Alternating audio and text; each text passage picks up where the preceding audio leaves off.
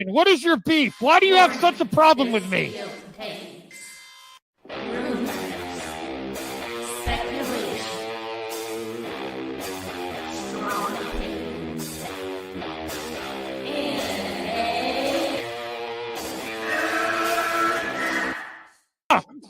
Can we get the real Andy? I would prefer the real Andy. Oh, let's get the real Max. I'll take off my mask when you take off your mask, brother. Because who's your new favorite YouTuber, Ian, that wanted to be on the show with us?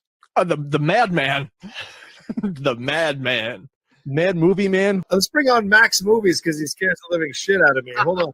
Oh, wow. Mad Max says, I think you should apologize. Right? I'm sitting here in a goddamn torn down pool house. I don't even know who you pool house are. is torn apart. Okay, it's torn apart because I'm remodeling on my $70 webcam. Okay, I'm no better than you. Movie Madness Entertainment.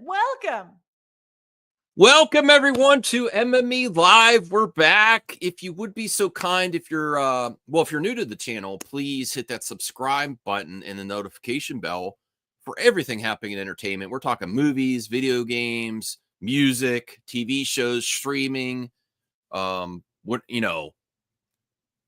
Sydney Sweeney's bar soap. Oh God, is that really a topic? You haven't ordered? Hell no. How much is it? It might be cheaper than like the OnlyFans bathwater. It's because it's from Squatch or whatever. Oh, I might order one, and then if I ever meet her, I'll get it signed. I'll get the box. No, I don't like Sydney Sweeney that much. I'm nothing against her, but yeah, I'm not buying anyone's bathwater. And once those go off the production line, you do not want to know where those bars go. That's all I'm saying. how do you even make bar soap out of bathwater? Just put it in the soap. I don't, just put a little bit. It could be like a little drop, and they could qualify if they actually do it. I don't even know if they actually do that. So hey, chat, let me see. Donovan, please don't put spoilers in there because I do think Sean O'Rourke, our pal Sean, has some clues about stuff, and I think that is a potential spoiler. So I'm not even highlighting. He's very upset by Sean. You give him the most engagement, CGH, you got one character right with Annihilators, but either way, that's never happening. I have solid leads that say this is going to be the next phase movie, and I'm very confident that they are working on this because they said Star-Lord would return. I think this is more a possibility of this than Guardians 4, especially since James Gunn left. If they do Guardians 4 and it doesn't succeed, that'll tarnish it. And honestly, they have enough characters in there to do something. But I wanted to cover this other thing first. Where is Anthony Beltry? He's usually popping in here for MME Live. Let me see. He'll be here in like 10 minutes. Oh, really? No, I'm just guessing. Oh, did anyone watch the Hot Mic? I did. Do you know? Okay. Do you know because I might. I know what was said. Yes. I might want to react to some of that stuff too, and you can let me know if Anthony Beltry is still posting stuff in the DM group and he's not in here. Okay, but I wanted to talk about this first. Let me see how many thumbs up we have here. Because can we have a 20 like goal, please? That would be really great. Are you getting ready for the? Are you getting ready for the summer? We only have one like, and it's mine. Wow, Donovan, Sean, Jacob, come on, help me out here. We want to do good things on the channel. The channel is growing steadily. Appreciate all the support. Let me see. Hold on. Let me see. All right, I want to bring up this first article because it's very interesting. It's from Variety. And look at this first. and then decide if Marvel's doing right by the next projects, because they are definitely reevaluating things at Marvel, right? After the last phase, not every they're team. slowing down. Yeah, and unfortunately, I'm looking forward to Ironheart. I heard you somewhere saying you weren't going to even watch it. Was that on last? I don't know where you were saying that in the comments last section. night I said that. Yeah. Yeah, Or I don't remember. Yeah, I personally am probably not going to watch it. I just have no interest. I was not really interested in it. Yeah. So they're being very picky and choosy about the next version of MCU. Now I know we've been missing the Avengers, right? We've been missing a solid Avengers team. So Avengers Doomsday and Secret Wars are no-brainer. Fantastic Four is a no-brainer. Let's hope that succeeds. X-Men, getting the X-Men together is the other thing we're talking about soon. I actually have some updates with you on Fantastic Four if you would like them later. I have a story. Sure. Let me see if Fourth wants to come on. Let me see. Because I may have caused some chaos for Marvel. You? Yes. Why would you cause some chaos? I'll explain once we get done with this story. Mm-hmm. Because I'm not joking either. I may have caused some chaos. Anthony Beltry is here. I'll send the link to Sean as well, but Sean, please no spoilers about Annihilators. Anthony Beltry, have you heard about Annihilators, or do you think it's fake news? Bro, Daniel loves putting out. Does Marvel even know this? I think I think it's very likely that the Annihilators is going to happen. No, then no. Why wouldn't it? Do you think the Star-Lord's going to just return in the Avengers? Do you think they're going to make Guardians 4? He's going to be in the White. He's going to be in the White Vision show. But I don't know. Chris is literally filming a TV show right now. He's filming the second season of I forgot the Punisher ripoff TV show. What Punisher ripoff TV show? That sounds good. Damn. Chris, it's on Amazon? It's let me see what TV show. It's the Terminalist. It's like, yeah. Okay. He's filming the second season of that right now, so I don't.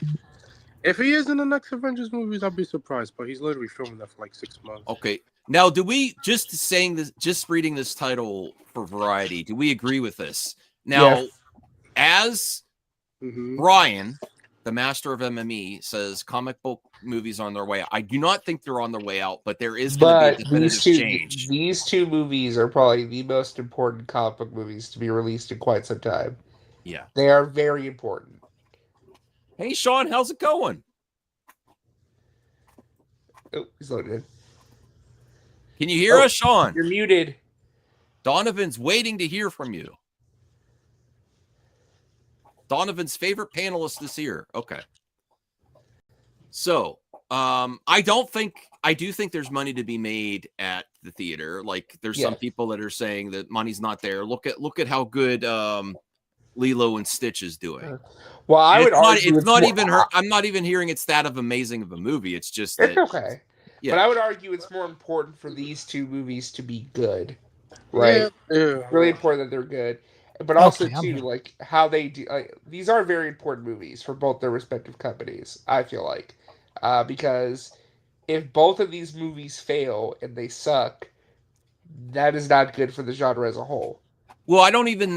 Forth says mediocre superhero fatigue all around. I don't even know if it's mediocre. I just think it's got to be a little bit extra. Like, I've consistently said good isn't good enough, especially when you have a back catalog of movies. Like, if you have a certain type of movie and there's the history of Hollywood, there's so many other things you're competing with, you know? Yeah. It's got to feel fresh, exciting.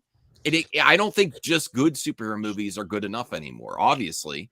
I mean, they're good enough if you adjust the budgets, if the budgets come down, you know? Okay, so let's see if Sean comes back. Hopefully, would you like, can you guys hear me okay? Yeah, we can hear you. Okay. I had my, sorry, I just had a glitch where I had my speakers not going to my headphones, going to something else. Anyway, I'm here. Yeah. So I can get into my story now if you'd like. Well, I want to finish this article first, then we'll get to your story. Okay. I'm not going to read the whole thing, but let's see what Sean, Anthony, also say about this, if they agree with this. As comic book movies scale back releases, Marvel and DC look at this summer to decide the future of superhero cinema. I think there's always going to be a future, but how many movies is definitely going to be the thing. It depends how many. If you do two movies, or you do one movie, or you do 3 movies, like it depends. It's really easy at this point to proclaim the era of superhero movies is over. At the start of this month, Marvel's Thunderbolts opened to some of the strongest reviews. It will have earned less domestically at $174 million. Doctor Strange: The Multiverse of Madness did its opening week at $187 million. Last week, Marvel Studios announced that it was pushing Avengers: Doomsday and Secret Wars. I think, but that's for VFX stuff. There's no way you start this year. Also, you start shooting. What was it? You start shooting. What was it, a month or 2 months ago? Well, I don't know if this is true, but I also heard one of the reasons they're pushing it back. There's 2 reasons as well. Number 1, because they're filming without a completed script. I mean, that's every Avengers I agree. movie. Yeah. And number 2, that's every Avengers movie. Yeah, well, James Gunn he threw that blow at Feige, but then it seems like he greenlights things without a finished script too, like Clayface. Like he's like, we're not going to greenlight anything without a finished script, and then there's script problem. Clayface is done. They were just doing touch-ups. Nah, that's. They said they were still working on the script. Yeah, they're still working on it. Like that's like. I don't think any DC films are going forward. They're going to stay in the development phase until Superman's box office comes in. Well, Supergirl. Well, Supergirl. No, Donovan. Yeah. I've said consistently, I love James Gunn, but I think he does PRBS, and I don't believe everything he says. Like, I do think it's an industry problem filming on unfinished script. Yeah. Well, but I think he does a little bit of that too, though. Well, the other thing too, like there's Tom Cruise does it, like with the Mission Impossible movies. Well, let RJ finish, Anthony. Hold on. Okay, well, there's 3 reasons why I got pushed back from what I understand. Number 1 is to give VFX teams more time, especially because they just recently unionized at Marvel. So they're going to want extra time, and they're going to want those benefits now. 2, they're filming without a completed script. And 3, this is the other one I heard. I'm not sure if it's true or not, but that they haven't signed deals for all of the actors they want to appear in the movie yet. Okay. So pushing it back will give them extra time. And 4, my speculation is that they're going to make it a 3-parter instead of a 2-parter. So? Yeah. No, I think about the amount of money that they're putting in there would make sense, honestly. And I think the audience is going to line up for Avengers movies more so than they would for solo outings. And Joe dropped by to call me numbnuts. Listen, I'm just going based on the articles that came out that says they got a new writer, and they said that Clayface was greenlit before that. Clayface was greenlit. Mike given the finished script, and then what was it, a month ago? The one of the writers for Obi-Wan Kenobi and Driver, which good movie, came in and is doing like touch up or just rewriting a couple stuff. Other than like this. It's whatever. The movie's still filming by then. By September, they said they're filming Clayface in September. So this CJH Entertainment Plus, I completely disagree with you on Supergirl, because Supergirl is the typical casting for Supergirl. It's not race bent or anything like that, and I don't think they're going to have any issues with it. Can I push back on RJ? And this is something that Donovan's been saying too a lot in comments. Well, I want to clarify. I want to push back on the unionization is what's causing issues or delays. First of all, I've worked in accounting for Lionsgate. I know how all the systems work. I know how they get paid. Everybody gets paid. If you're like, let's say, a VFX person in the United States, you get $150 a day for every day you work. That goes to your pension, and $150 that goes to your flex plan for your medical premiums. That's it. That's what we're talking about here. That is literally the click of a mouse with the software. The money is already there. It's in an account. But what you don't understand is Superman's visual effects are being done in Mumbai. They're being done in New Zealand. Okay, they're being done in Montreal. James Gunn outsourced. And none of the visual effects are being done in the United States where the unions are. Yeah. So that's not the issue.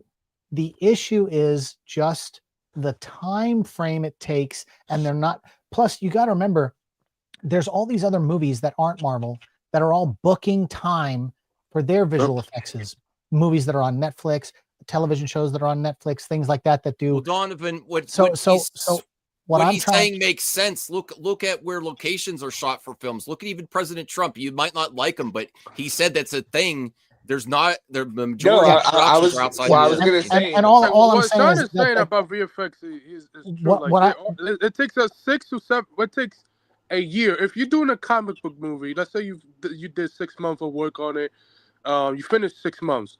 You got to do a year to do a full year VFX, and there's a lot of each company that does like crypto, bro. That's probably was done by a whole different VFX team. Yeah, that takes time to do a well-detailed dog.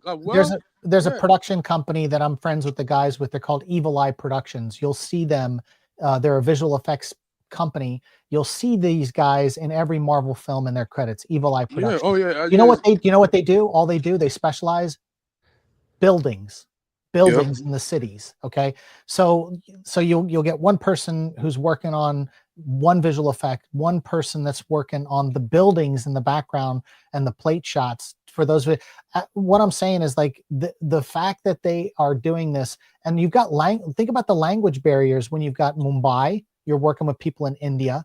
Then you've got New Zealand, you've got Montreal. I mean, a lot of those people speak English. The Frame Store is one of the biggest companies that's doing the visual effects for Superman, just Superman in general. Frameworks, I believe. Or Frame Store. Frame Store is what they're called. Frame Store. Like that, yeah. And so what I'm just trying to say is like all of this is, I believe this is all time-based, because all these other, if you just go onto YouTube and Google visual effects reels from all these different houses, and you'll see how they're all over the world that they're doing this, and every TV show is clamoring to book their time. Hey, we want the next 6 months to be dedicated to this show that's on Netflix. Yep.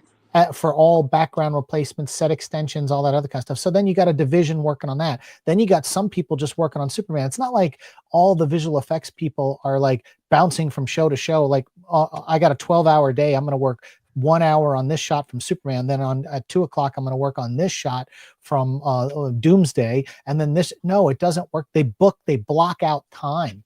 And so what's happening is so many shows are blocking out time that they're looking at it and going, you know what? And even someone like Weta Digital is also, because I was saying New Zealand is working on Superman. Weta did the last couple Avengers movies, and the way that Thanos look, they're literally one of VFX people told it took about 3.5, 4 years to get that CGI right for Thanos.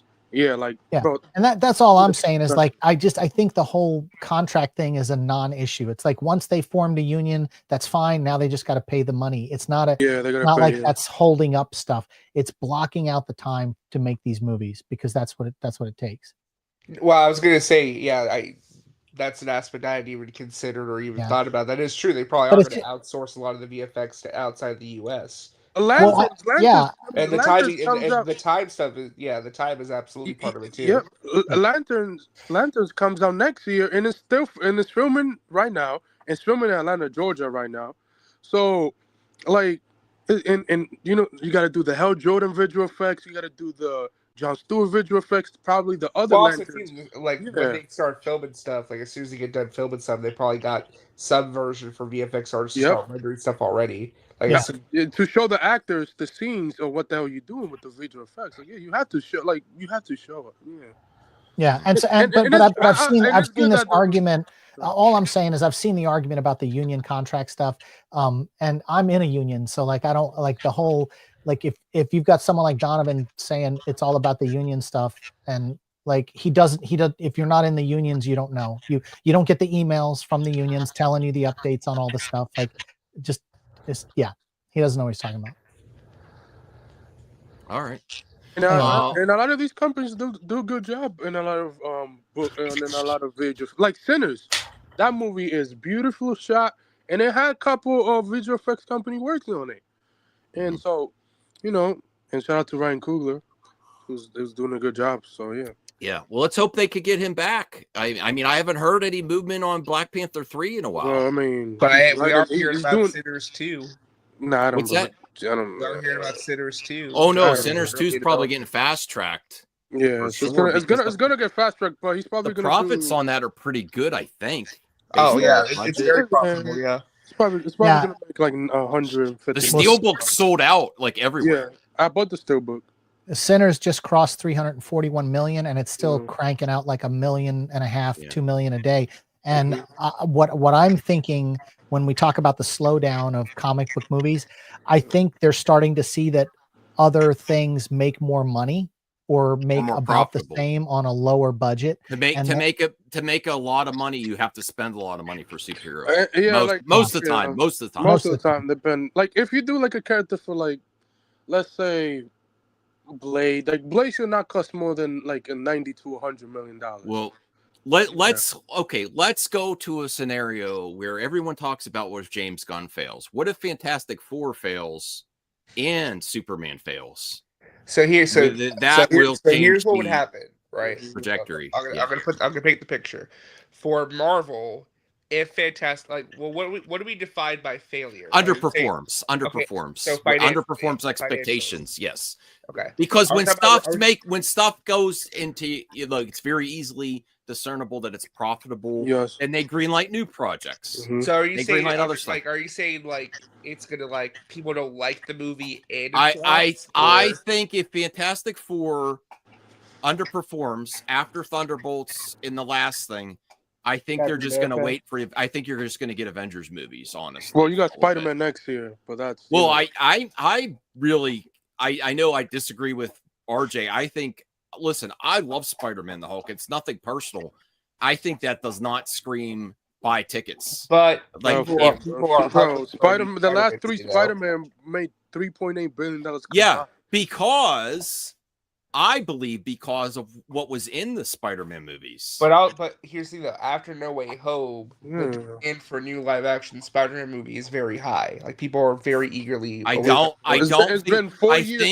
you're gonna feel the absence of the other Spider-Man in some of the other more popular Avengers. Not really. It's just the Hulk.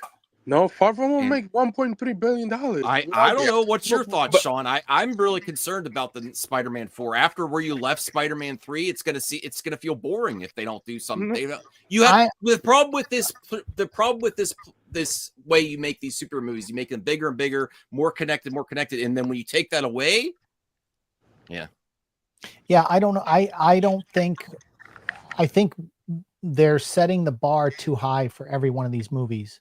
I think 500 million is the sweet spot for movies to perform these days. So what they need to do is figure out how to bring down the spend. They got to bring down the budget before the budget. AI. Yeah.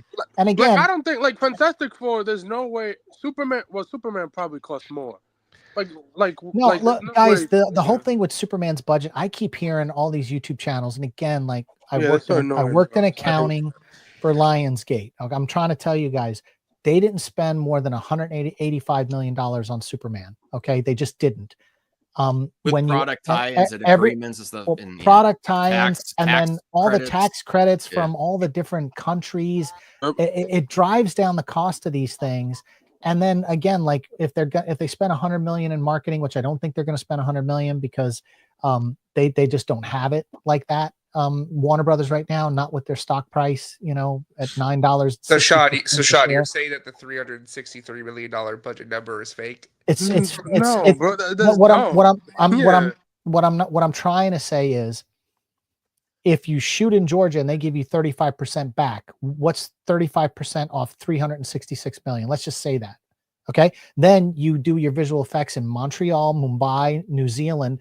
Every single one of those countries, 25%, 40% in Canada on your visual effects return on spend. Okay, so just think about how those credits, those tax credits and tax incentives are put in a pile and given back to the bank where they get the loan from.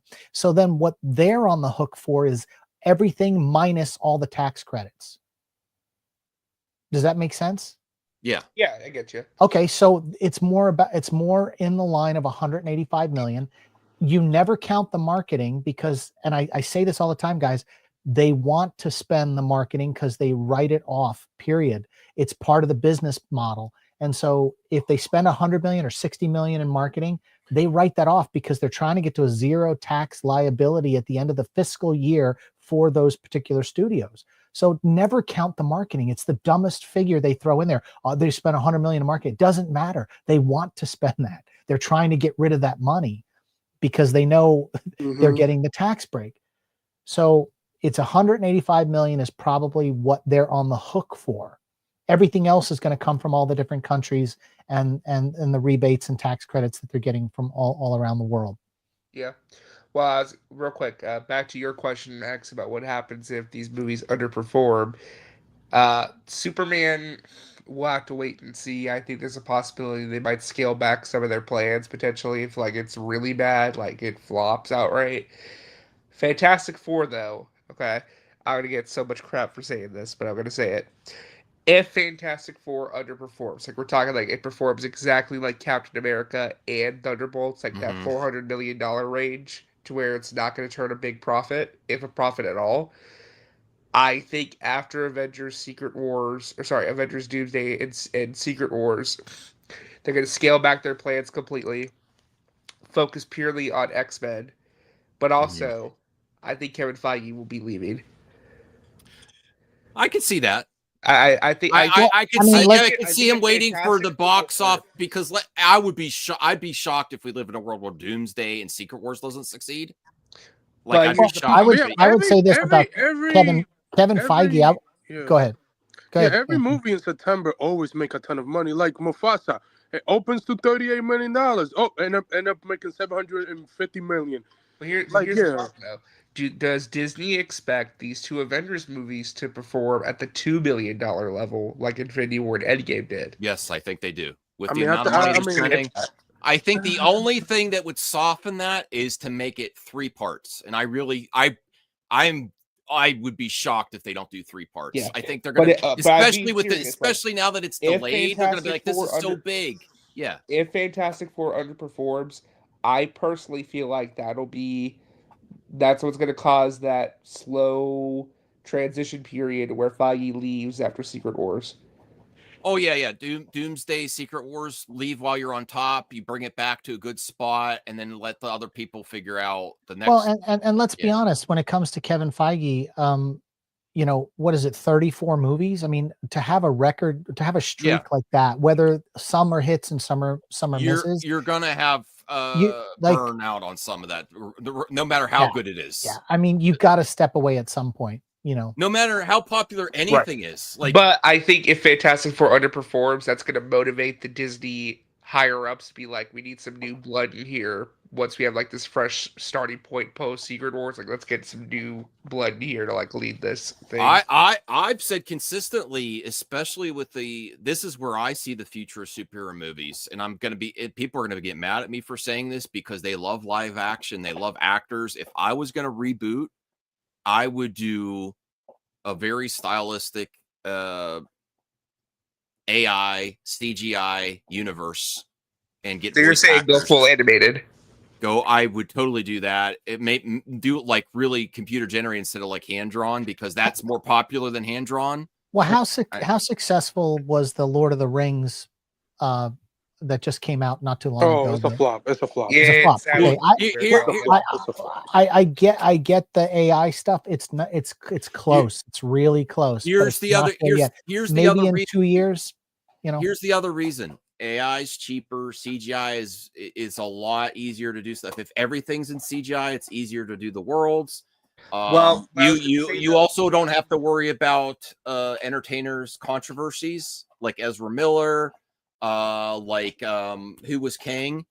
All these controversies, you don't have to deal with it. You could easily, and I'm not dismissing voice actors, but you can easily replace a voice actor over if they use voice actors. You don't need to with ChatGPT. But how do you get the industry on board though when they don't really want to do that? Like these. What do you mean? You don't have to ask permission from actors, unfortunately. And I'm sorry to say this, but look, Sean did a video. I didn't get to comment on. Sean did a video about how much the AI has progressed, and he said actors were in trouble. You know, Well, I honestly think this next Avengers Doomsday and Secret Wars is the last time you're going to see an ensemble cast this big with actual live humans.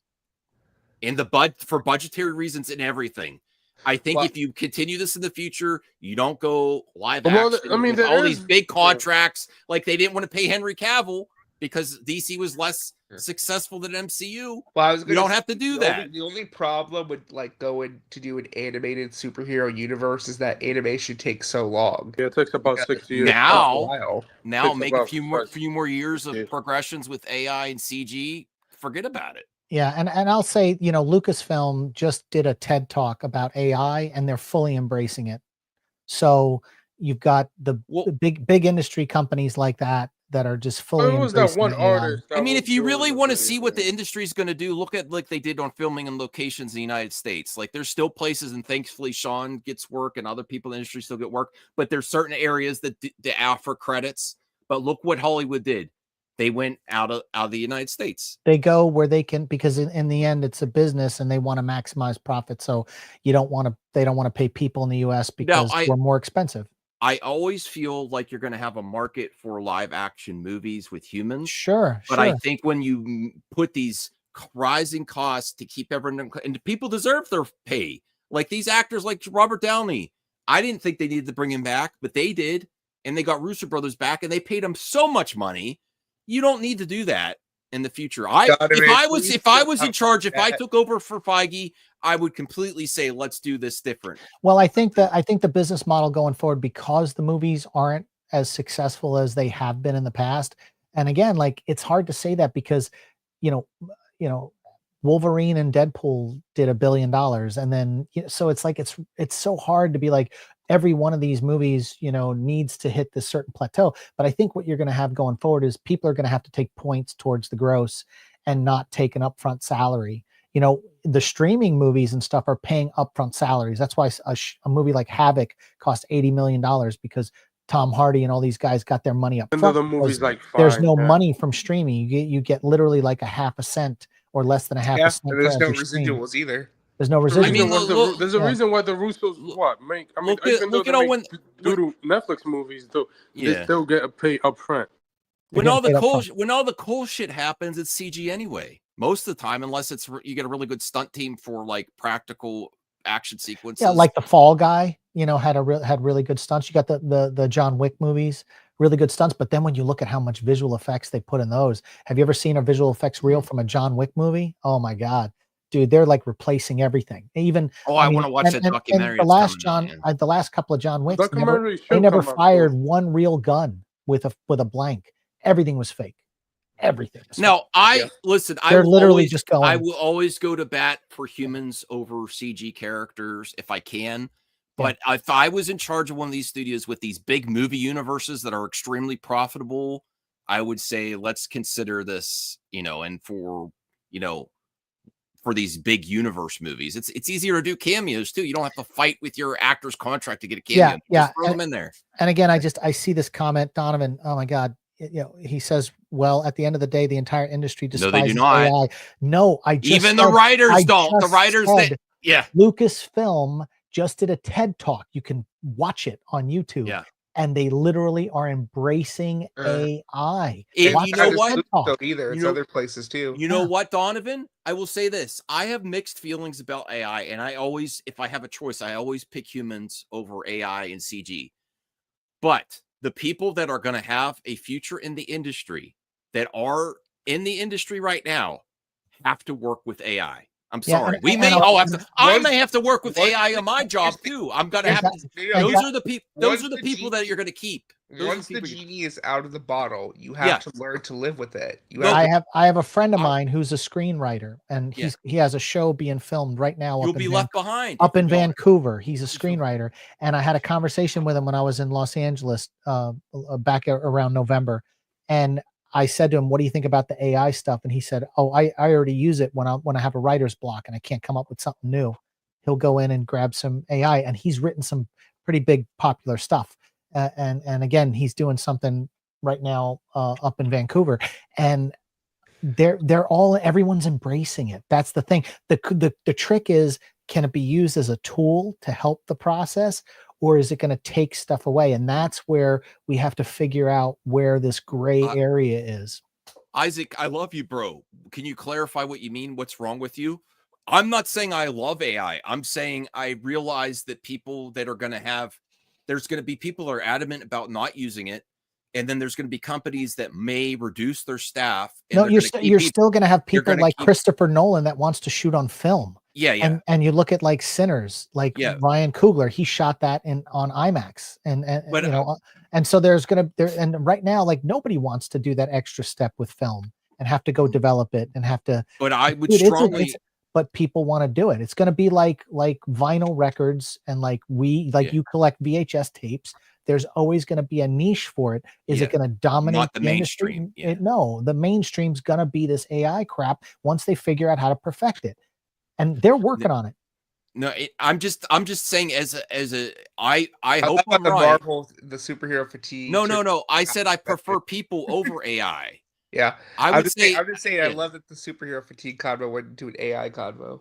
No, CJ. Well, RJ, to go back to what you were saying, I don't believe there's superhero fatigue. I believe they're just some stories are hit and some stories are missed. Like for example, I love Thunderbolts. It's a great movie. I mean, the budget is low. It's $180 million. Like, that's not bad, but it has other marketing people. It has tie-in to stuff like the Syrup company. Like, they pay for these stuff. They don't pay a lot. They don't pay a lot. Again, I've said this before on this show too. I worked on a movie and Budweiser was one of our sponsors, and they only paid $5,000 for every time someone had a Budweiser in their hand on screen for every 30 seconds it was on screen. So in the end, I think like Richard Gere in one movie had it for 2 minutes of screen time at a bonfire in his hand, a Budweiser, and we got $10,000. Like you don't get that kind of money. It's not what you think. It's not what you think. Yeah, I think audience will go to see the movie if the characters are recognized and stuff like that. So let me ask Sean something real quick though.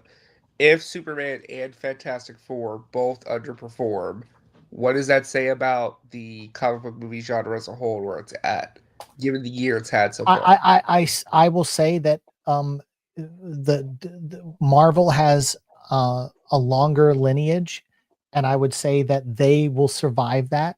But DC, they might not get the Justice League together. Like, you might just be stuck with the Justice game. But wouldn't that be a sign of a worried trend for Marvel though, where you had two other movies out that underperformed?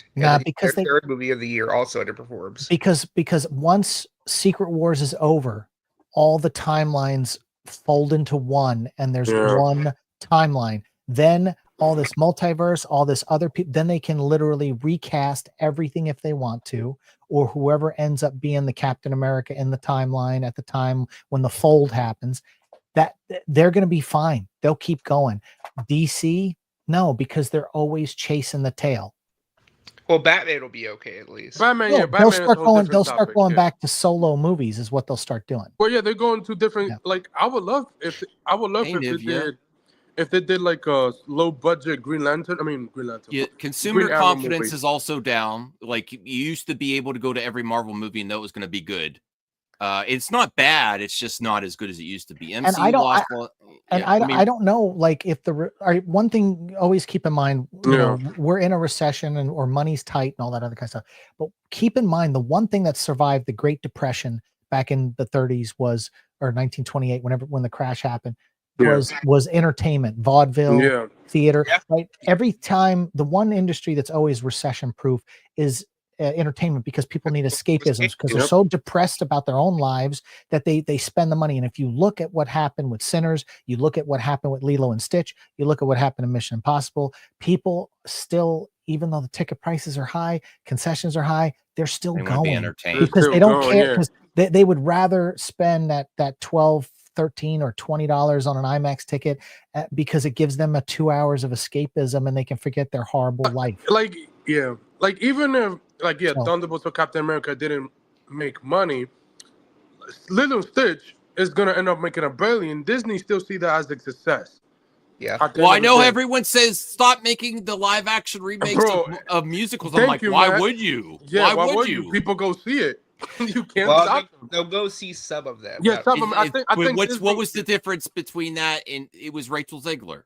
And as much as people like my pal Joe, that was a factor. I will say that Snow White been. Yeah, go ahead. Go ahead. The difference is that Lilo and Stitch is more culturally relevant. Yeah.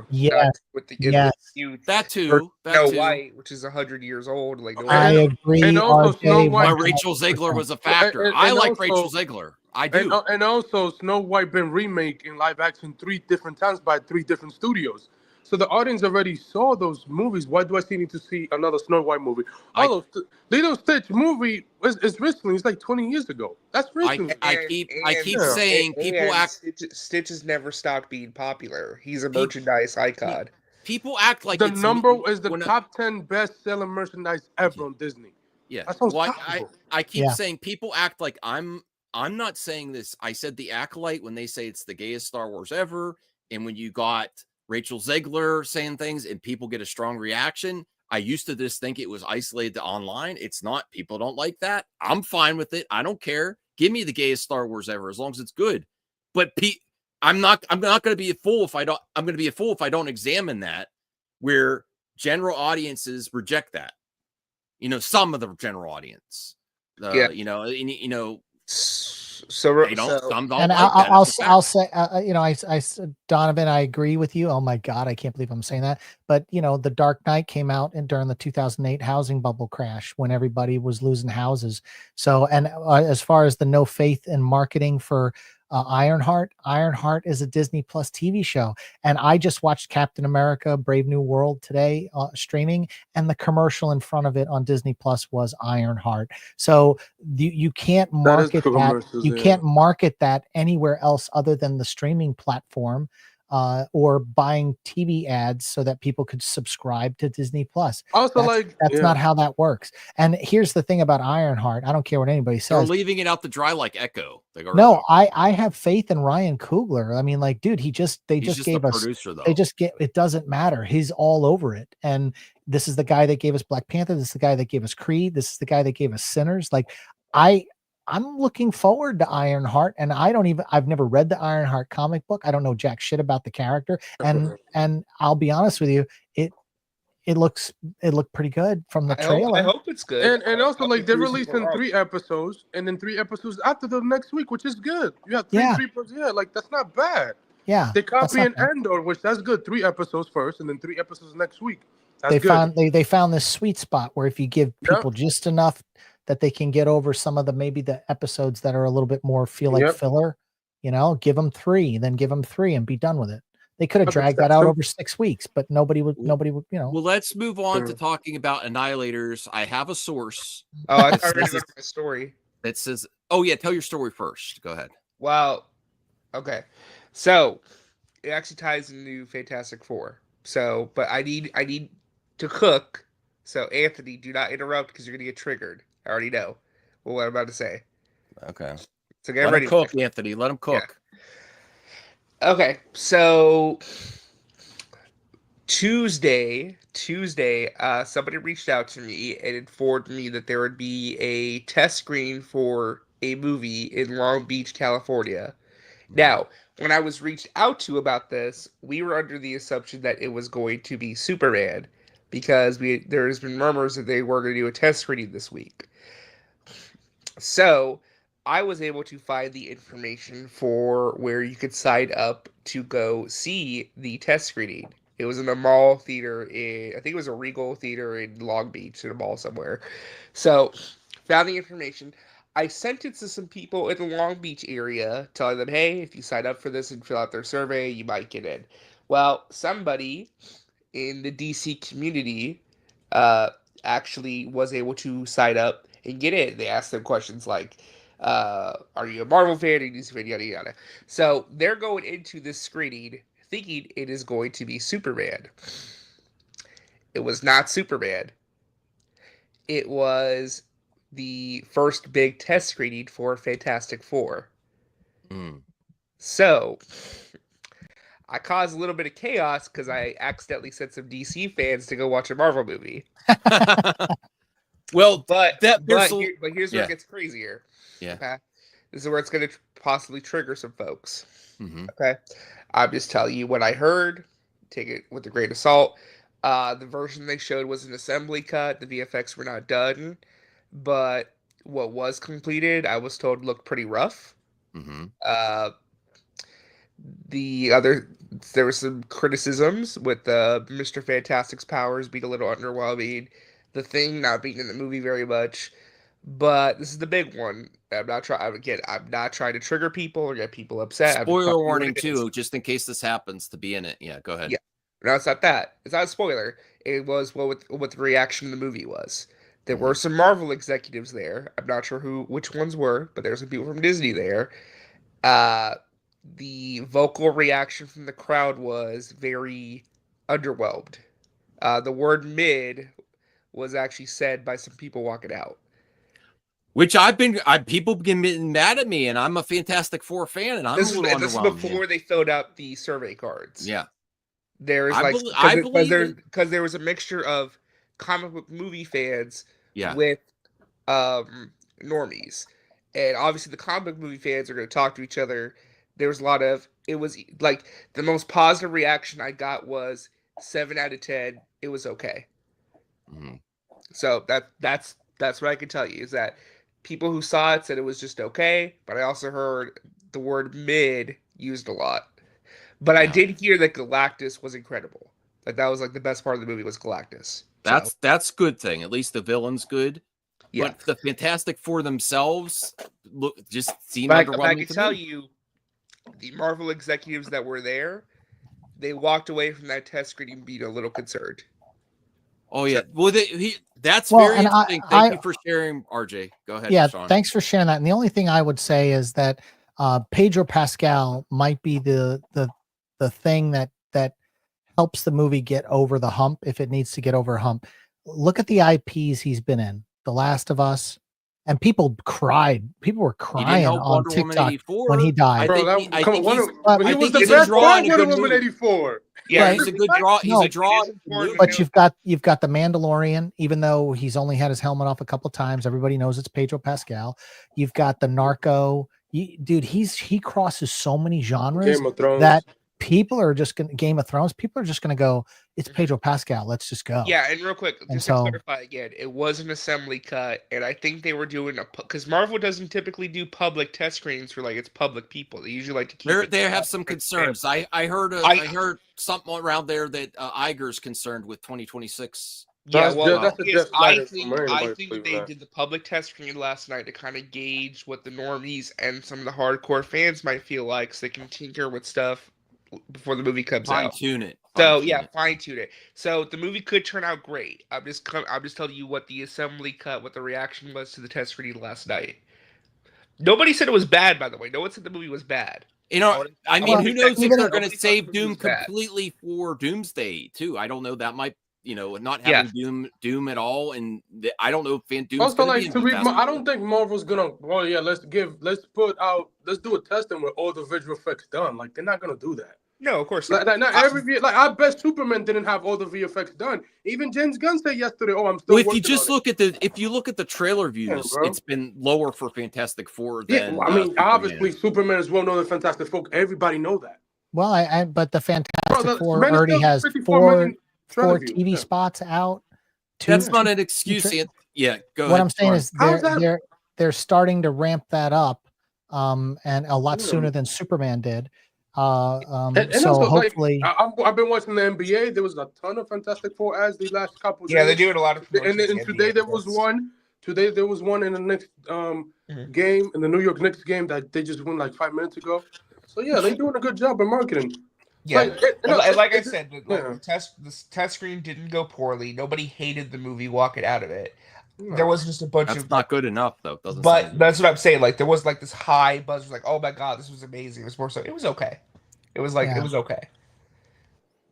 Well, the other thing that's interesting is why they're doing that makes me feel like they are concerned about how. I think they are because I feel like this is my personal speculation. I think after Captain America and Thunderbolts are like And they have projections starting to come in. And yes, they got the projections coming in. They're like, okay, how can we make bump this up a little bit?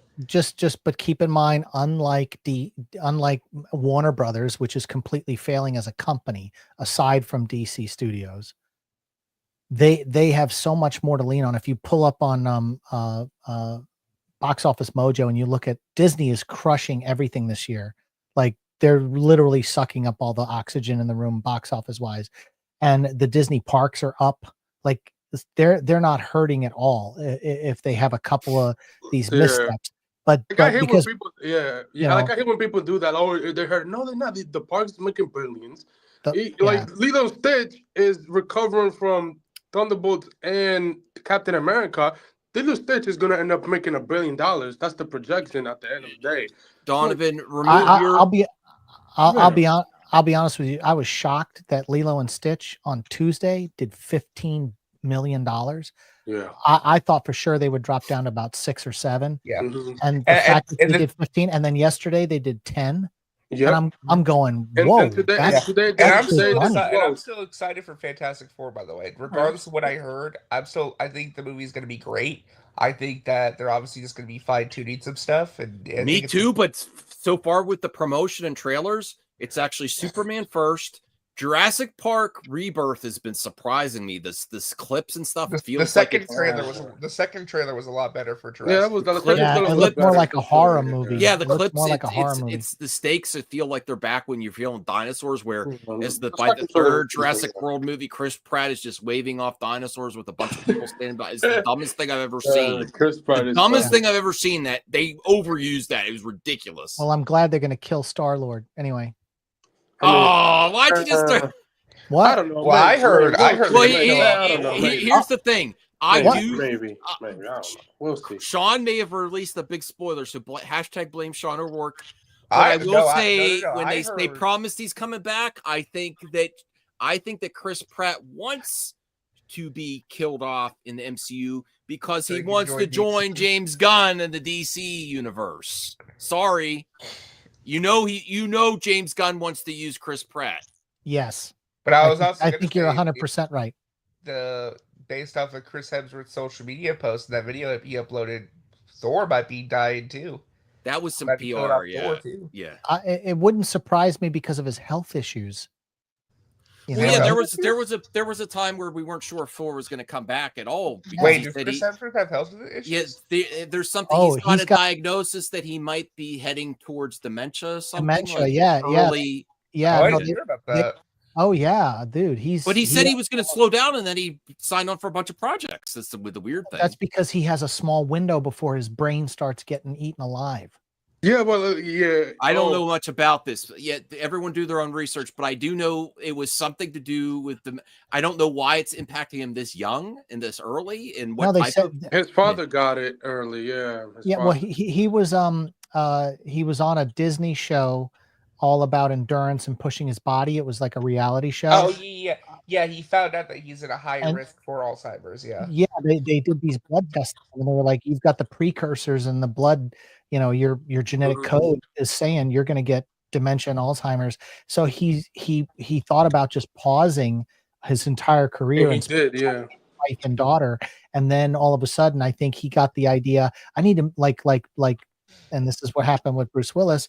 Bruce Willis was like, I got to make as much money as I can because I need to take care of my family. That's why he was doing these $2 million like straight to DVD because he had to rack up a bunch. Think about it's a horrible situation, but think about the money that the studios are going to give to you if they know you're only going to do so many more projects. I did some quick research. He has not been officially diagnosed. He was just told he's at high risk, but he says he's taking it very seriously. Very seriously, yeah.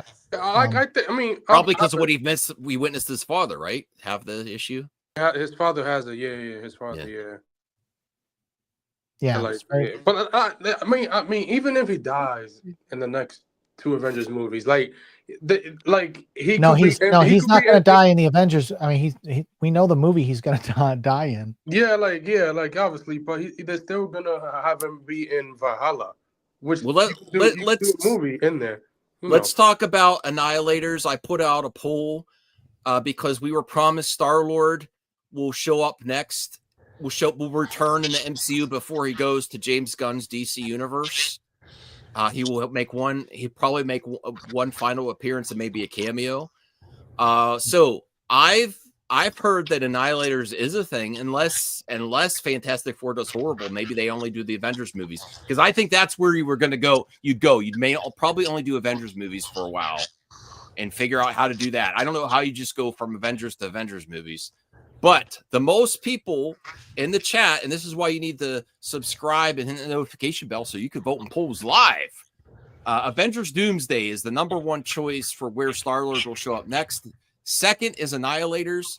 Third is others, and no one thinks it's going to be Guardians 4. So I will ask you this: if you really trust that Star-Lord will return, where do you think he would show up next? We'll ask RJ and then Sean, then Anthony. I think there's a lot of characters in Avengers Doomsday. I think he could be in Avengers Doomsday, but I wouldn't be surprised. I think Annihilators is a cool project. I do think they're going to work on this because you got to do something with those Guardians characters. And yes, Thor and Star-Lord work together. What did they call themselves? The Revengers before? Now you call them the Annihilators. Yeah. Well, there was also rumors that they were going to do a Nova movie or a Nova TV show, and that would be a good way to sell that too. Put Nova because in there. I think Nova is going to be in Annihilators. And honestly, I the reason Captain Marvel's on the thumbnail is I think that's a good place to put Captain Marvel too. Did wrap up Captain Marvel's if you're not gonna, go ahead. No, I just gotta pull this up on my phone. Jay, what do you think? Where would Star-Lord show up next? Are you going with Avengers Doomsday? Do you think Annihilator is going to happen? I think it's a smart project if Fantastic Four does good in the next Marvel project. But if real things really tank, I think you're just going to get the Avengers movies for a while. Oh, RJ can't say anything. No. Sorry, I cut out for a second. I think it's possible. I think Annihilators makes sense. Annihilus, the villain, is very popular. It could work out as like a villain that you could use in some upcoming projects. So why not? Let's go. Well, here's the way I think. Just like some of these last projects have wrapped up some people's storylines besides Avengers. You introduced Adam Warlock. You have Star-Lord and Thor that you kind of need to wrap up their arc. You also have Captain Marvel. Now, is Captain Marvel going to be in Avengers? I also heard that they may be making her ship on Doomsday set, so maybe she'll be in both. I don't know. There's Beta Ray Bill.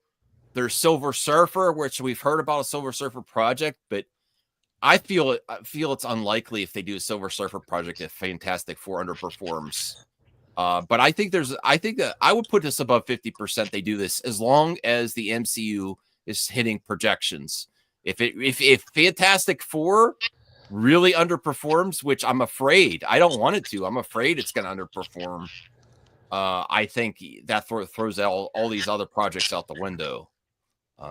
Sean, what do you think? No, I think they already know that Annihilators is coming.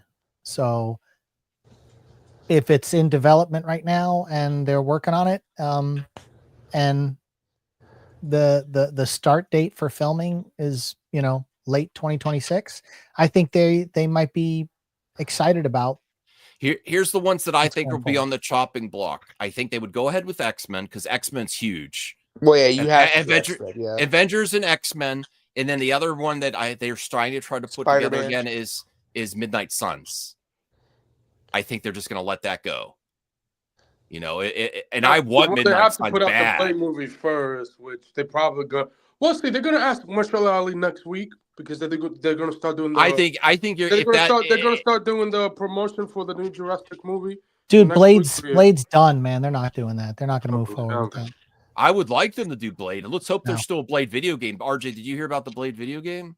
It's coming as far as I know, but they just canceled the Black Panther game. So Xbox always make their games.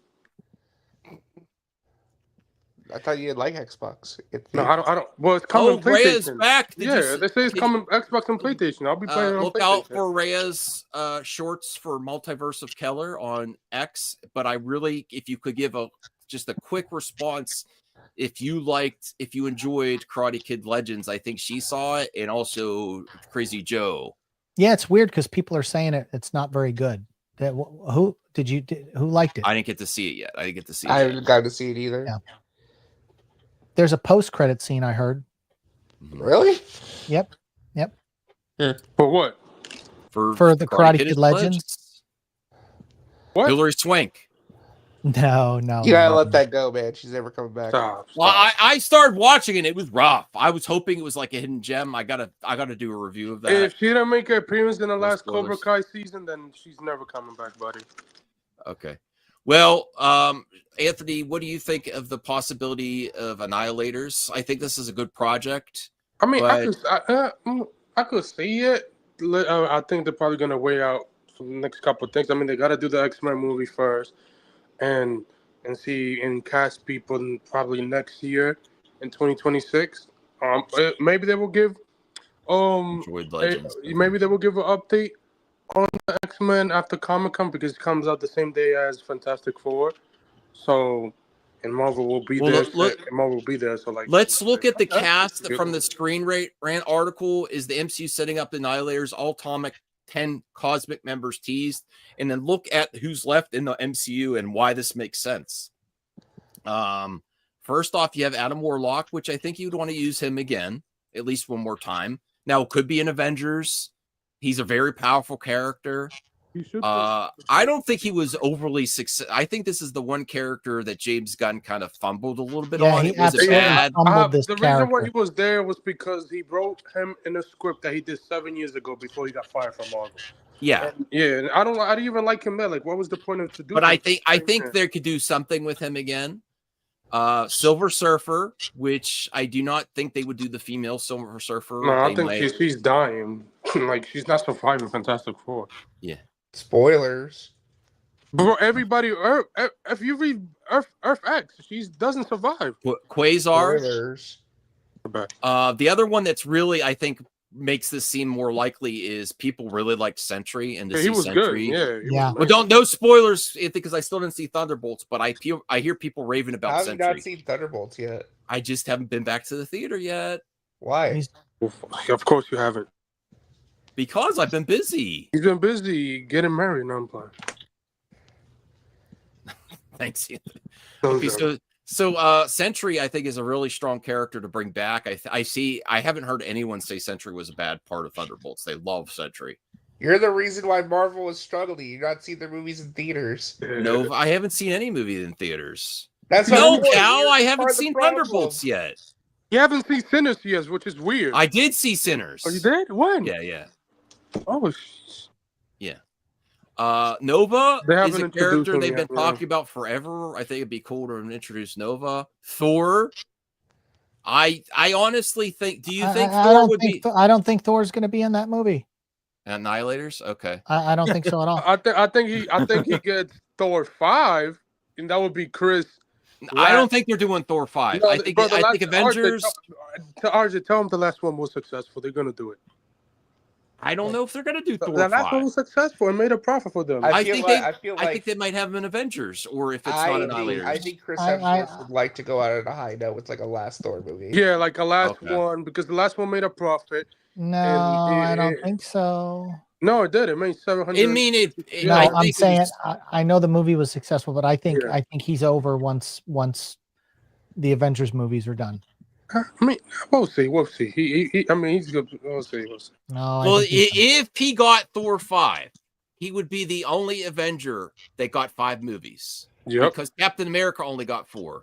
Mm-hmm. You know, so they could do it. I think he's a strong enough character. The other one that could have done it was Iron Man, but Iron Man. Look how much money Iron Man Robert Downey Jr. got, and he didn't get Iron Man 5. He was supposed to do Iron Man 4, but remember, wasn't Iron Man 4 announced like 6 years ago? It was never announced. It was never announced. It was a that was supposed to do Iron Man 4, but then Robert's like, no, let's do Civil War, and then the last 2 Avengers movie. Mm-hmm. That's pretty much what happened. I'm planning on going to the theater soon, Isaac. I want to get my AMC A-list back. So you got it. Wow. No, I've just been so busy. what's really killing me lately is yard work because I have 2 households to take care of, my own and my parents. That's where I was today. And then when it's the weekend, my mom wants me to go to the lake and open up the cottage and family stuff. It's just like I've been busy. Family first. Yeah. Movie second. So for Beta Ray Bill, which I've been waiting for that character. If Beta Ray Bill is in the movie, I think Thor's going to be in it. I don't think they're going to have Beta Ray Bill without Thor. Cosmo, which listen, Cosmo compared to Crypto, you suck, Cosmo. I'm sorry, Cosmo was a letdown. I like Cosmo. I don't think Cosmo is James Gunn's worst animal character. That's another James Gunn dog, by the way. Yeah. They're not gonna pay James Gunn for that. I don't need to see Cosmo again. I'm sorry. I don't think Cosmo is a success. RJ, do you agree or disagree? I liked Cosmo. Yeah, I don't think Cosmo's going to be in this movie. Okay. I'm not expecting Cosmo to come back, but I like Ikaris from Eternals. Would be. He's dead. Oh, he is. He's not. I don't remember. No. The movie established that they can remake the Eternals. Oh yeah, that's true.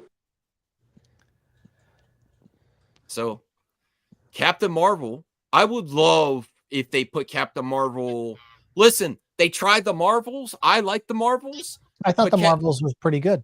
Yeah, but honestly, if you're going to have Captain Marvel in a 3rd movie and it's not the Avengers, this would probably be the best project for Captain Marvel would be the Annihilators. You know? Don't you think? If she doesn't have a strong focus in Avengers, although I have heard they are making her ship for Avengers Doomsday. I don't know if that's accurate. That's just a rumor. I'd be surprised if she wasn't in the movie because the Marvel's post-credits was a cliffhanger. There's a character that is trapped in the world of the X-Men that we need to get back. Mm-hmm. So now that we've looked at the potential characters that may be in Annihilators if they make it, do you want to see this movie? I do. I think it'd be really awesome. Depends on the story. Depends on the villain too. I think. Depends on the villain. Depends when they set up. Okay, if they set up X-Men, and one day do 3 movies for X-Men or 2, whatever, and then they do a next Avengers movie, and then maybe this movie, then they could tie in the storylines all together, and do one big fun movie. Yeah, for sure. And then we do need to have Miss Marvel too again. Princess Marvel was a fun. I liked. Princess Marvel was awesome. She was. Oh my goodness, beautiful. She's a great actress. And if you're an old school MME fan, you'll remember what Sean used to say about Brie. I still say that about her. Yeah. I don't understand. Never mind. He basically said this to put this in the most family friendly, but this isn't a family show. He said Brie Larson could sit wherever she wants. Yep.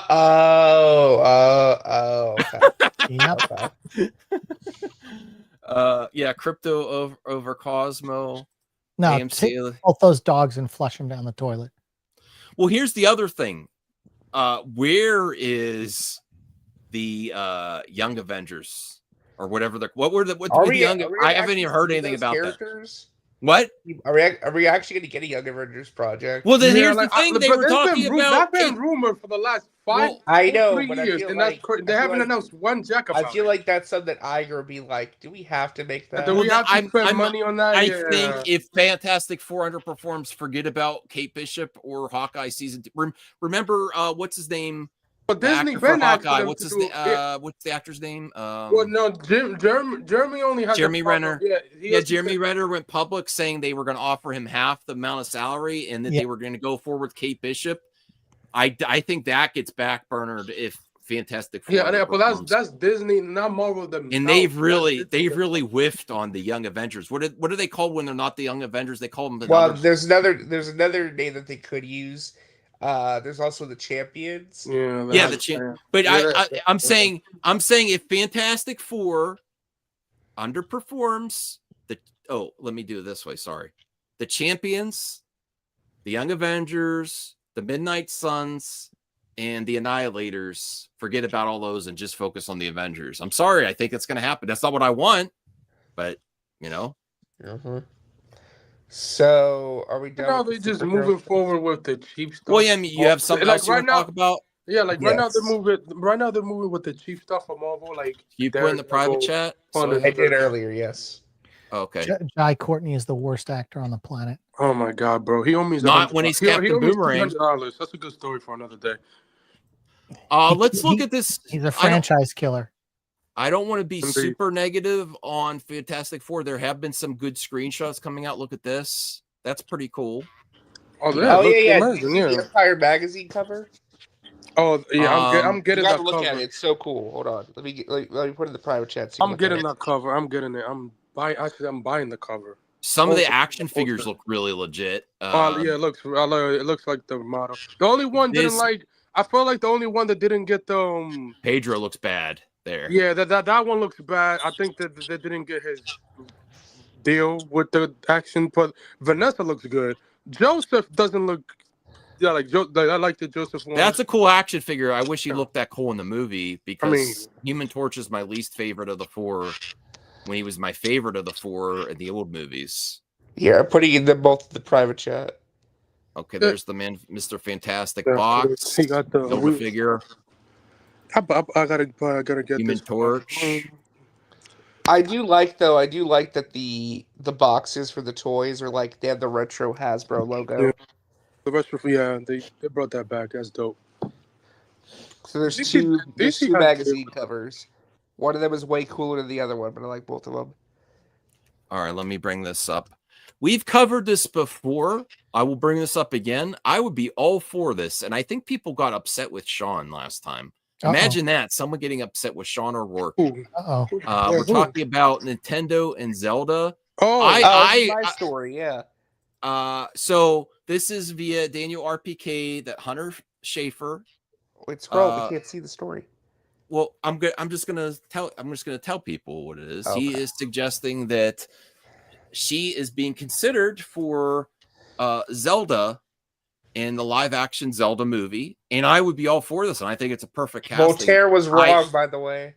Oh, was that I thought that was Sean. Yeah, I was gonna say as soon as you pulled that up, I'm like, I don't remember talking. Oh no, that was Voltaire. Said that this would never happen. I apologize, Sean. Voltaire also said that Nintendo would never consider this. I agree with that. I would be shocked, and I would give applause to Nintendo if they do this. I think that Japan is more stuck with, conservative thinking, especially the big companies, and I would be shocked if they hired a trans woman. But the thing is, she literally looks like Zelda. She does. And you're not gonna get an actress. You're not arguing with me. I would cast her in a second. Yeah, like no disrespect to other actresses in Hollywood, you're not gonna get close as her. Yes, especially the Twilight Princess version of Zelda. She looks just like that. Yeah, she literally looks like that. Yeah. Now, Sean, what do you think about? I know you might not know as much about video games. You know Zelda though, right? Oh yeah, I know Zelda, and you know Japan and sticking with Is someone trying to say that actress there is trans? That's a dude? No, she is trans. She actually is trans. Okay, so that's a guy, and they're gonna get. She's a girl, but she likes women. I'm sorry, yeah, she likes I get women. confused. She likes women and guys, but it's whatever. Yeah, whatever. Okay, so they're gonna get that trans woman. Yeah. They're gonna get her, the trans woman, to play. Do you think a Japanese big company like Nintendo that also? And listen, no, because they're a little bit phobic of that stuff. And that's what I would assume. That's what Voltaire said too, though. People get mad at countries. No. People got mad at Voltaire. But apparently they are talking to her though. That's great, and I would totally applaud that. That would be shocking for Nintendo. I think that would be Nintendo really getting with the times. Yes, exactly, Droga. Trans women are women. These are big companies. These are traditional companies. Whether you think traditional is, phobic or not, they're thinking about their properties and in families and stuff. And that it's become a hot button issue, whether you think it should be or not. It has been. It's not for me. I'm fine with it. Like you guys, you remember when the Force Awakens poster premiered in China and they shrunk, John Boyega down to this big, where on the American one he was that big. Look, they don't like a lot of black people in China, and in Russia they're very racist. They don't like black people. I mean, Jamie Foxx wasn't even on the poster for Django Unchained. Well, they might be thinking about. So they're probably. And so what I'm saying is Japan is very conservative with their culture stuff. They may not choose this. Even if Japan itself, they might be thinking about China, which has become a big market, and they want this to succeed in China. And look at is his name RJ iShowSpeed, a big YouTuber or something. There were some moments when he was visited China that was very bad moments with interacting with the public over there. And it's not and again, with the iShowSpeed thing though, like yes, there was one person who said some really nasty stuff towards him, but the people in China loved him though. Oh, they were like idolizing him like he was a deity, man. It was crazy. He was like a big celebrity. Like it was just like the people in China welcomed him like really openly. Mm-hmm. Anya Taylor-Joy. He met the president. It'll be interesting. Well, Anya Taylor-Joy's got the eyeballs that look like Zelda because they're like really far off to the side of her head. Don't think Nintendo Cheeseman, what the hell is your icon now? Bro, oh my god. Taco. Oh my god, that's Donald. No, look, Anthony. I think that this is what happens when you deliver the news. Voltaire had no problems with it. He said, "I just don't think Nintendo, a traditional Japanese company that's been around a long time, would do that." No, he has no problem with it personally. So here's what I'll say about he'd be happy to eat crow. Real quick, this is what I'll say about Zelda chicken. 2. I'm not saying that this isn't true, but there was also another report about the Zelda movie that they were looking to cast Zelda and Link to be like a lot younger, like maybe like 14 to like 17, like teenagers, because they want to do a trilogy. Well, she's young. She's want to do like the first movie where like they're like kids. Mm-hmm. Yeah, so I don't know. I don't know. I just don't see them going in this direction. The way the backlash would be online in the United States alone, with all the the right wingers, boy, the movie would be a box office disaster in this country. But here's what I'll say though, Sean. It could potentially be in China too. Unfortunately, here's what I'd say to push back slightly against Sean. I do think that online, sadly, people would be assholes about it, but I do think people underestimate the power of Nintendo as a brand and their fandom. The Nintendo fandom showed up big for Super Mario Brothers, and I feel like they would help create a more positive, like, response to this, because a lot of Nintendo fans do like the idea of casting Hunter Schafer because she does look so much like the character. Yeah, but there's a lot of other people that look like the character too. Yeah, does she have a Does she have like a deep voice? No. I'm asking because I've not seen her in anything. Be careful, Sean. No. What I'm saying is, can she act? I don't know. I've not seen her. So yeah, her she has been. Was in the HBO show Euphoria. I haven't seen Euphoria. Yeah, like she was very critically acclaimed in that show. Yeah, so I think she got award nominations. Yeah. Wow. Well, good for her. I'd be happy to eat lots of things if I'm wrong. Okay. So Hunter Schafer's reportedly eyed to play Princess Zelda in live action Legend of Zelda. And I also think if this is just above average, slightly above average, I'd say this would dunk a Mario movie box office. I'm still worried about that movie though. Zelda? Yes, Why? Because one big reason, it's one name. Avi, or actually two names. Avi and Ari Arad. Oh Lord! They are producing this. It's at Sony. Here's the other reason why I'm not concerned at all. The franchise killer. That's what we call him. I don't trust Sony, and I don't trust the Arads. Here's why I trust this movie is going to be good, RJ. If it's not up to the quality of Nintendo, they will shelve it. Nintendo has been consistent. And I have a feeling Nintendo's going to shelve this. Okay. and then just do Because Mario I 2 or I Donkey just Kong. don't see Sony being able to do this. Okay. I don't understand why didn't they do a deal again with Universal? You did a great movie. This isn't the same Nintendo that Yeah, green that greenlit that Mario to Brothers respond movie to from the Anthony's 90s. question about Universal. I think it's because Sony may have already had a deal in place for a Zelda project before the Universal deal with But why not Nintendo. animated? I think if it was animated, it would have done well at the box office. I don't know. I can't answer that. I don't guess know. because animated takes about 6-7 years to make it, while the live action is only 1.5 or 2 years easily. Yeah, they want to make these. They want to make money. I mean, Sony is a box office bomb lately. So like, I say the Fantastic Four look better here in this Empire cover. The looks pretty good. Superman thing is funny as hell at the top. Nicholas Hoult on the Joy of Lex. That's funny. Yeah. But I think yeah, because that's it's taken. a good That's image. there was a book called The Joy of Sex.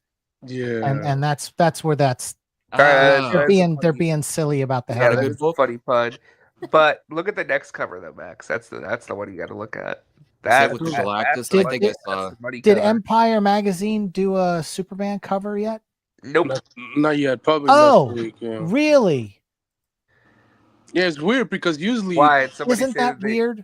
Isn't yeah, because that they just always kinda do. They feels always weird, do a doesn't month it? before the movie release. I don't know why it hasn't done one yet. maybe next month for June. See, I would disagree. Is incredible. I would disagree with you, RJ. It's mostly incredible, except for the face. Silver Surfer. She looks great. Okay. She doesn't look cool. She doesn't look cool. Bro, the cover. Now you're just being nitpick. She looks good here. I'm not being. No, you're just being nitpick right here, bro. That's incredible. Galactus looks great. Yes. But this is the other reason I'm concerned. Let me find an article. I mean, I don't think she looks like the worst thing I've ever seen. She just doesn't look as cool as Silver Surfer looked. Bro, she literally looks good here. I'm still trying to process the fact that this movie comes out in August, Superman comes out in July, and they're already doing a double cover. They're doing a double cover on Empire of Fantastic Four. I'm sorry. I don't know what the marketing is with this Superman movie. Yeah, because I thought Superman will have an Empire cover this week, but I mean, I don't know why we would delay it next month. This is just bad. I'm trying to find. There's an image of Julia Garner for without looking silver, and I think they're going to overdo that in this movie. And that's what I'm trying to find. Does anyone have that? Well, she was on what was the Netflix show she was on? Ozark. Oh, she was great in that. She was great on Ozark. Loved her. I'm not saying she's a bad actress. She's gonna. It's rumored that she's gonna be playing Madonna for because Sean Levy did a Netflix deal to do like a TV show of the life of Madonna, and since her son was in the last Deadpool movie, Prayers, which is amazing. Human form. She's rumored to play her, which I think that would be good. She looks like her. She looked like a younger Madonna.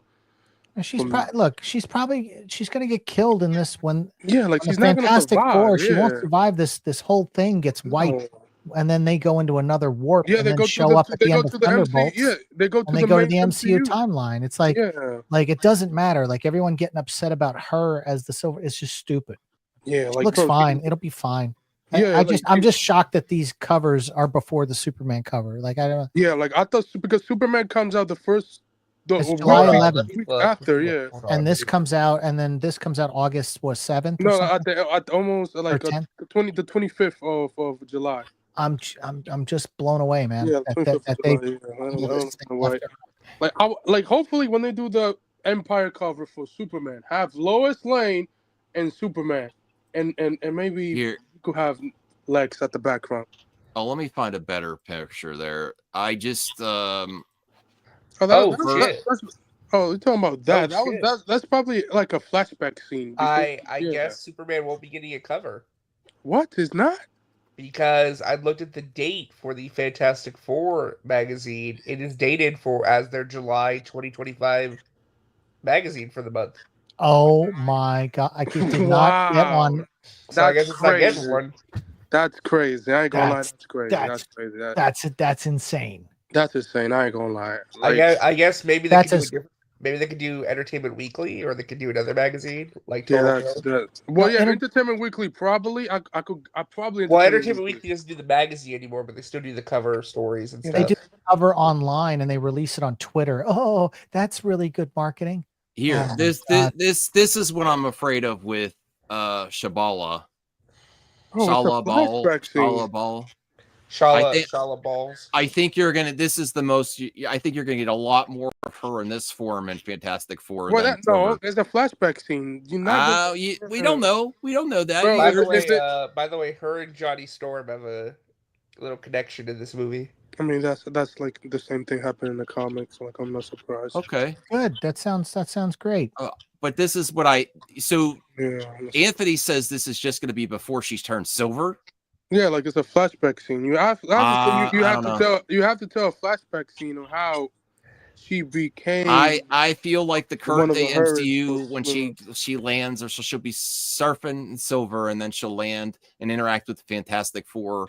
And for her to get with Johnny, this is going to be her human form, or her So I think she could turn human form. I'll be surprised if she does. I'm still hoping to like the character. I just don't think she looks as cool. That's all. Has anybody been to their local Dairy Queen to see if there's any cups with Superman on? I can probably go this weekend and go see, because I live like 5 minutes. I've got a Dairy Queen in town. I'm gonna go check it out. To get that. Okay. If they have the cups there, Sean, I did find somebody. I saw somebody on Twitter. Oh, Fantastic Four is having a Cocoa Puff cereal. Oh, I gotta go to a supermarket. And before Cal calls me out for watching some of the hot mic, they are extremely relevant, and lots of stuff is sourced there first. All these articles coming out source them, including don't credit them, but we at least credit the hot mic. So we're gonna watch it. What do you mean? I give them the credit. No, I'm not talking about you. I have no issue. Oh, some of the audience doesn't like them, but dude, I was shocked to find out today that Jeff Snyder is 41 years old. I'm 50. Look at me. Look at him. He's 41. Scooping be hard, Sean. Scooping is hard work. If you want to know what happens when you're a scooper this many years, look at Jeff Snyder. That's what LA and the Hollywood life does to you. Dude, I lived in Los Angeles. I mean, thanks, Cheeseman. That's probably drugs. I don't know. I don't know what it is, man, but he's 41. My mind is blown. He still looks decent. He still looks decent. I mean, he looks like he's 60. I don't know about that. Cal, I'm not highlighting that. Okay. Donovan says LA is a trash. Oh, come on, Donovan. Oh, brother. Donovan doesn't know jack. Jeff has no credibility. No, he has some credibility. I don't know why everyone really likes the dog on Scoopers. I think they're 50-50. Both of these guys do a really good job. What about me, Max? Am I 50-50? I think you're 75-25 so far. The thing is, like, Jeff seems pretty cool. We might when we bring back the Have You Met series. Yeah. Jeff seems like a nice guy. I was just shocked when I heard he was 41. Okay. They talked about it today on that stream, and I was like, "What?" I mean, it's rumors. Whoa, Donovan! I'm going to time you out if you say "go f yourself" to anyone, chat panel.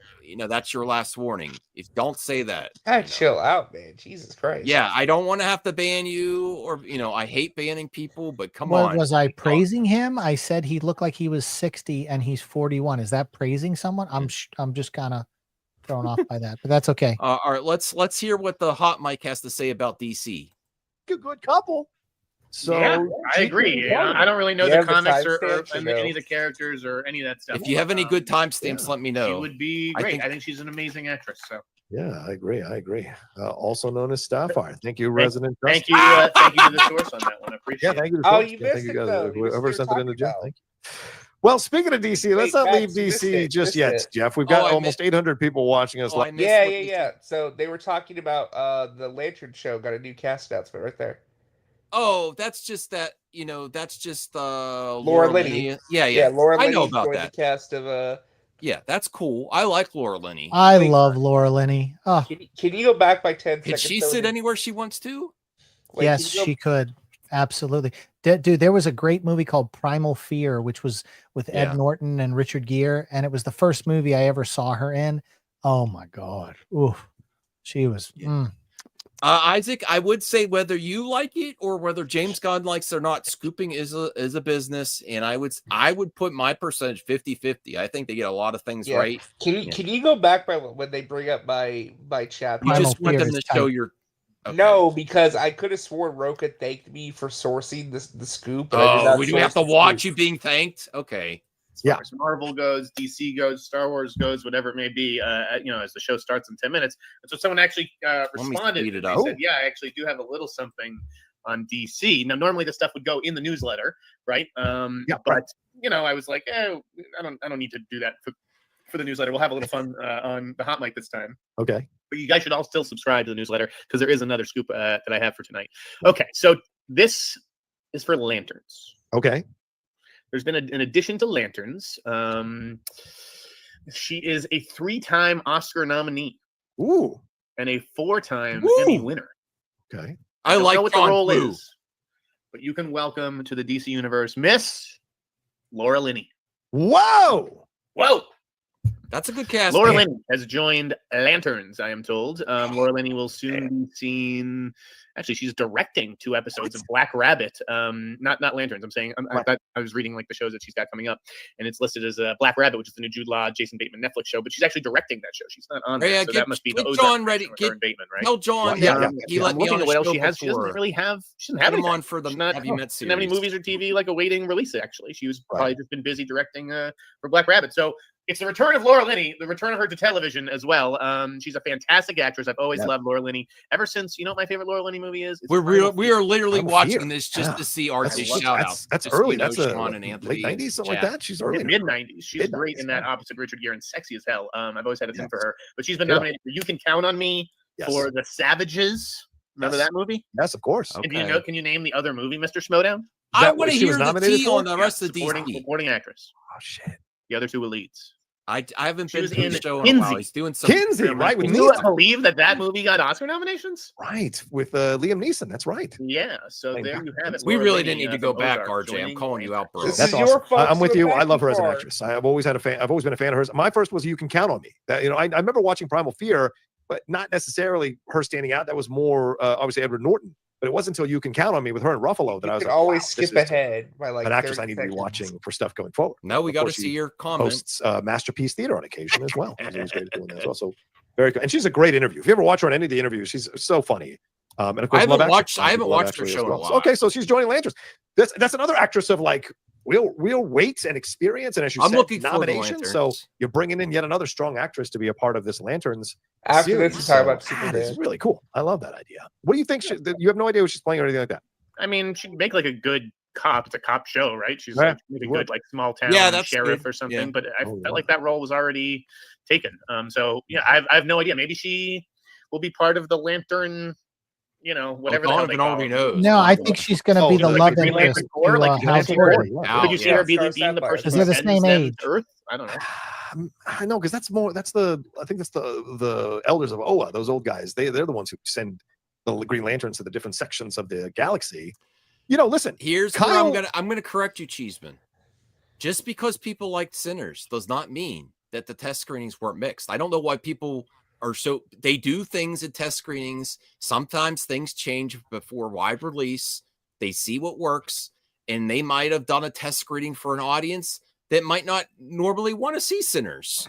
So Sinners may have had that mixed test screenings and been still a very good success for the audience that got it. People don't understand this, and you can also cherry pick test screenings.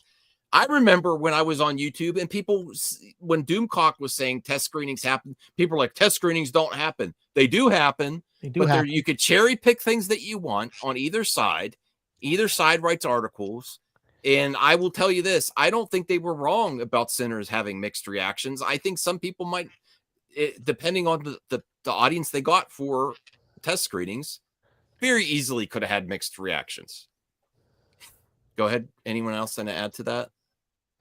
No, I think you're right. Yeah.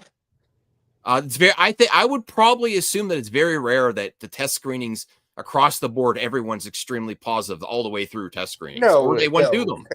Test screens are always going to vary. Always. Yeah. I would think very few movies get high marks across the board the whole way through the first test screening till the last test screening and then release. I would assume that's very rare. All right. Chandler is probably around the same age as her. So could she be playing Carol Ferris? Could she be playing Hal Jordan's? That's a good question, Larry. Significant other, Carol Ferris. Blake Lively played her in the Green Lantern movie. I mean, that's not out of the realm of possibility. They make a good couple.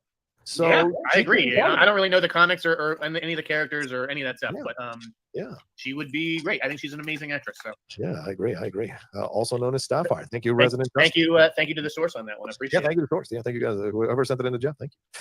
Well, speaking of DC, let's not leave DC just yet, Jeff. We've got almost 800 people watching us live. Thank you so much for joining us. Please subscribe to Jeff at theinsider.com and subscribe to this channel as we bring you this show very soon. Hold on. What's that, RJ? They're about to get into Superman. What do you think they're going to say? About the test screenings, it's something alluding to what Larry's asking here. Do we think there was a whole World of Real article which they're going to talk about? I think it's exaggerating some stuff personally. They're cutting down the Superman runtime for less humor, no crypto getting knocked out by Ultraman, etc. Are real. I'm just curious. Here's something I wanted to throw out when it comes to the runtime.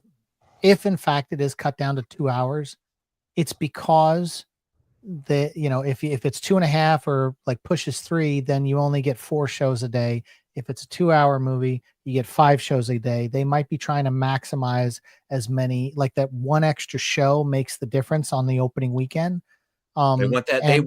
They want that headline too. Well, they want the money, and so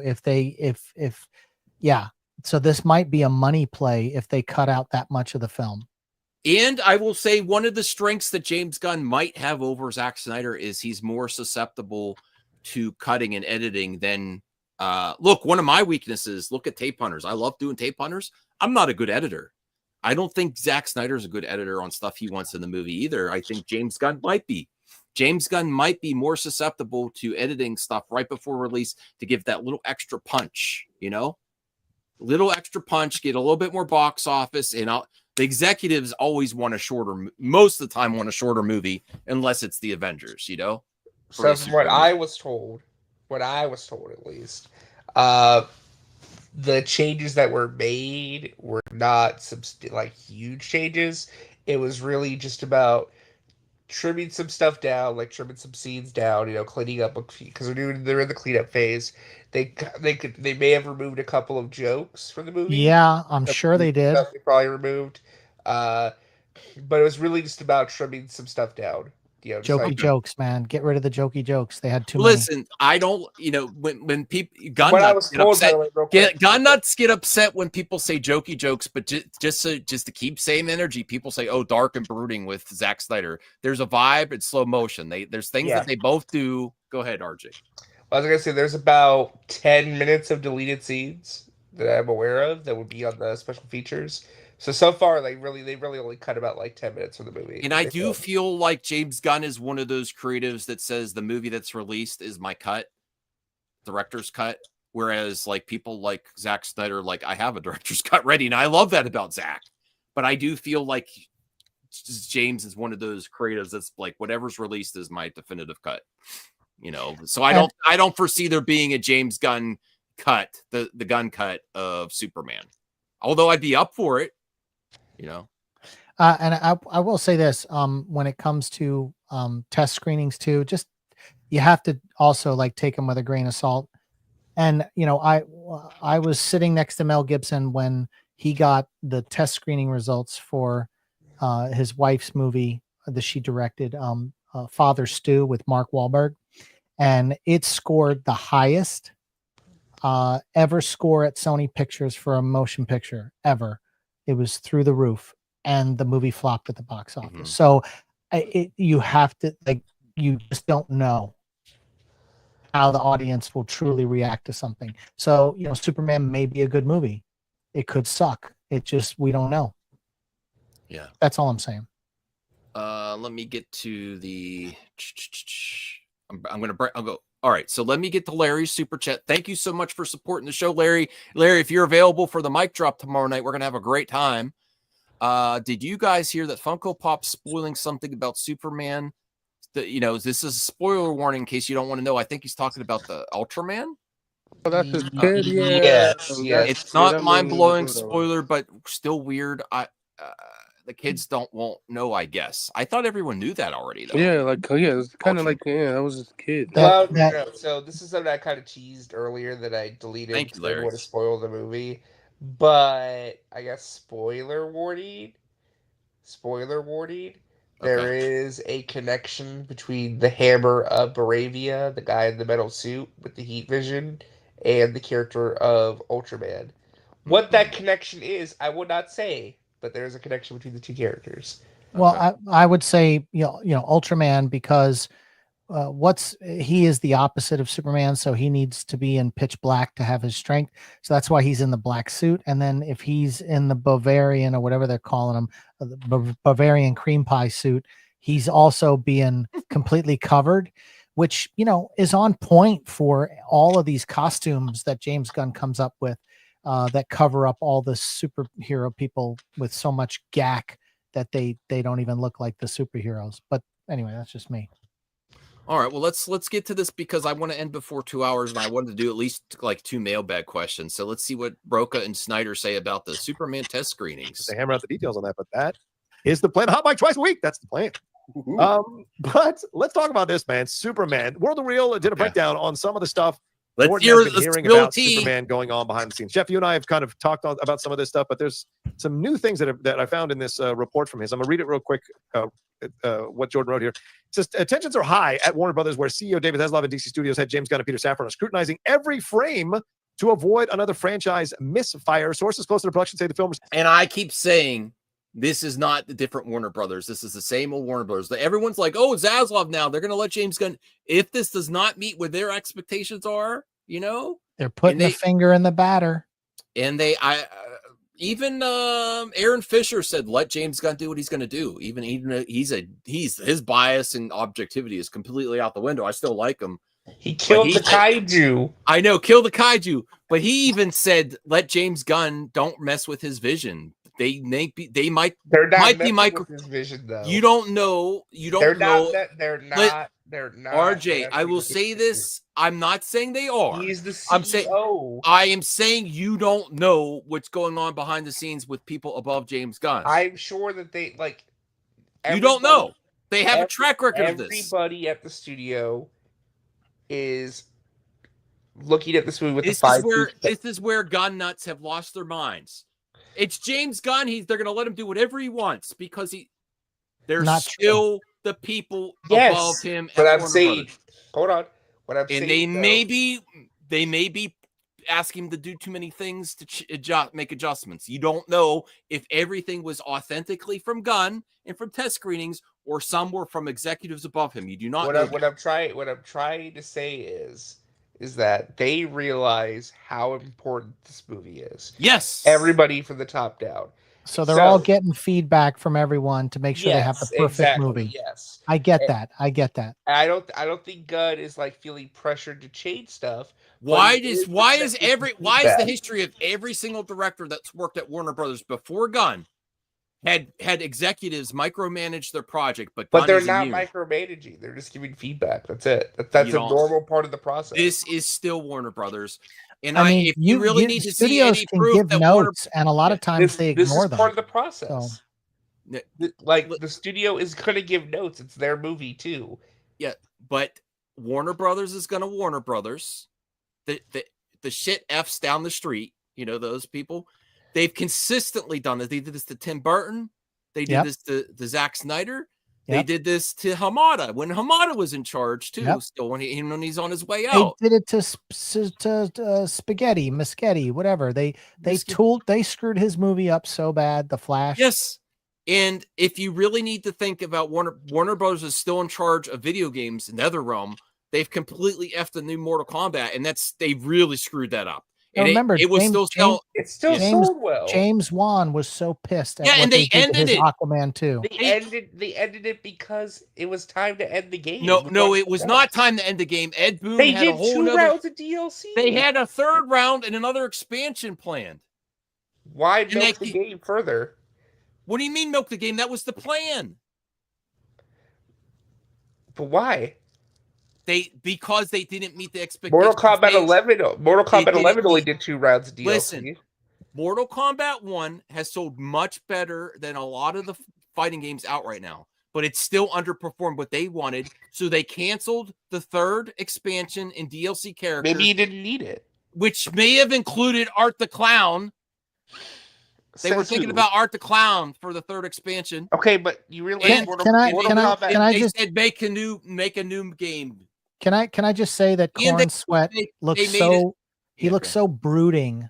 Oh, no, I don't want to say in this shot.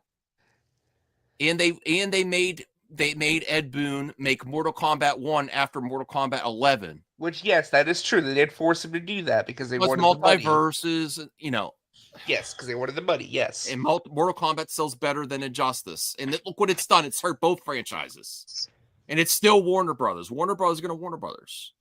Okay, all right. Sorry, you got me on a tangent when you were like, "What do you mean it's fine?" I'm really mad about Mortal Kombat.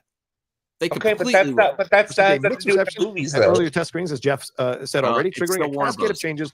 Gunn's original cut apparently leaned heavier into the humor. Calm down. Something the execs weren't entirely. Yeah, spray bottle. Yeah, the curl does it for me too. Actually, he's a very attractive man. Can you imagine the hairdresser with the curling iron, just like doing? Yeah. Go back by like 10 seconds. They were saying something I could hear it. There you go, right there. God, RJ. Well, I had to hear it. Triggering a cascade of changes. Gunn's original cut apparently leaned heavier into the humor. Something the execs weren't entirely sold on. In response, several comedic beats were cut, trimming down both tone and runtime. One of the film's editors was quietly removed mid-process, leading to a slight reworking of the film's structure. This was somewhat of a, quote, tweak and signaled a slight shift in how the story is being presented. Some key sequences were shuffled and minor scenes were added during... What? Okay. I think that's total BS. I don't think that they quietly removed the film's editor and replaced that person. How do you know? Because as far as I'm aware... they have not changed the structure of the movie. It's still structured the same way I was telling you about. Monday, Tuesday, Wednesday, Thursday. Yes, it's still structured like each day of the week. Stupid. But, I don't want to spoil what Jeff says, but he's saying that, I'm not going to spoil it, but. Okay. How do you know that? People used to get mad at me when I used to say it. How do you know? If the film's editor. You just don't believe it. If the film's editor was removed and replaced. They wouldn't want that public if they could keep it quiet. We would have heard about that by now. Not if they gave not if they trades would have reported on that. Not if they didn't want the trades to do it, not to cover it, because that's the difference between the big trades and then the scoopers that have the articles. I've been on shows where they've swapped out directors, and sometimes it benefits the talent to go quietly instead of making a big scene about it. You know, you very rarely hear things happen behind the scenes all the time where you don't hear about it because, people don't make a big stink. It's when you make a big stink. And that's why Gareth Edwards is now on Jurassic World Rebirth after they screwed him on Rogue One, because he kept quiet and he just took the hits. And I really wanted to see the Edwards cut of Rogue One. So they could have replace them. They don't want to make that public. You think James Gunn wants that big all over the news? No, and the thing about the composer, you know what I'm not saying it's true. I'm just saying it's not unheard of. That's all I'm saying. Here's something that I've been thinking about. What if the John Williams score that they've been just a couple of beats to it, what if it's only in the trailer and it's not the score for the movie, and they've just been pulling on everyone's heartstrings, and then in the film it's a completely different score like Hans Zimmer does. And I would love that. We never hear the John Williams in his movie. I would prefer that. I would prefer it too. I like the different versions, different composers. Did you know that Trent Reznor and Atticus Rex are putting together like a Lollapalooza for score composers? Oh. I really want to see that. That'd be cool. They're putting together because it's in its perfect timing after they did the Tron 3 soundtrack. So I'm getting ready to go. I got tickets to see Jaws with the North Carolina Symphony. Oh, you're going, Larry? Where is it? Are they touring all over the place, or where are they going? Yes. Well, I would love to go. That would be amazing. They should totally do that everywhere. LA in November? Oh, I know some friends over there that would want me to visit too, but I'd have to fly. Yeah, and you can pay for my trip too. No, just LA, unfortunately. Yes, that might be an event, because what if they got John Williams because he's basically retired, but what if they got him there for the first like Lollapalooza of movie scores? Man, that would be amazing. He was just at the Boston Pops, and they brought him out on a wheelchair. Yeah. I felt terrible about that, man. He's 93, 92. And all right. Well, we only have 5 minutes. I'm sorry, I'm going to have to wait for the mailbag tomorrow. Oh, I thought he didn't do reshoots. The music department wasn't spared either. A second composer was brought in late in the game to reshape the score, suggesting the tone they've been in flux as recently as a few. You don't know. Okay. I do know. David Fleming was brought. Like David Fleming and John Murphy have been working on the score together for months. Let's get to the part where Roca and Snyder say it, because. No, I'm telling you though, John Murphy and David Fleming have been working together on the score. David Fleming was given a credit for the last music drop they did a month ago. All right. RJ says no. Let's hear. Weeks ago, and it's all part of what Insider described as, quote, a slight course correction. Altogether, about 25 minutes of footage has been trimmed from earlier versions, giving the final cut a leaner feel. The adjustments hint at a studio anxious to get it right, especially with this being the first major installment. The last test screening, Jeff, is supposed to happen this week. Get your ass in there. Whether these 11th hour changes pay off, we'll see, but maybe the studio has a tad more confidence going into the film. And the runtime was released. I think it's 2 hours and 2 minutes or something like that. So your thoughts on all those things that Jordan wrote about what happened on season, even though some of the stuff you had reported already. All right, let's hear it. I mean, first of all, I don't do the test screening thing anymore, guys. My jersey's already hung in the fucking rafters. Oh, no. It's because of Sinners. It's because he got pushed back for Sinners. There's all kind of clips saying, I heard the Sinners, and Okay. I've retired from that. I think I retired after I took a day off of work and drove like an hour out of LA to go to like a test screening, and security had my photo on a clipboard. So that's where I'm going to do a mic drop on you, Donovan. If Jeff Snyder is so wrong, why do they have his photo on a clipboard for test screenings not to let him in? Why? If he is so irrelevant and so bad all the time, why are the studios worried?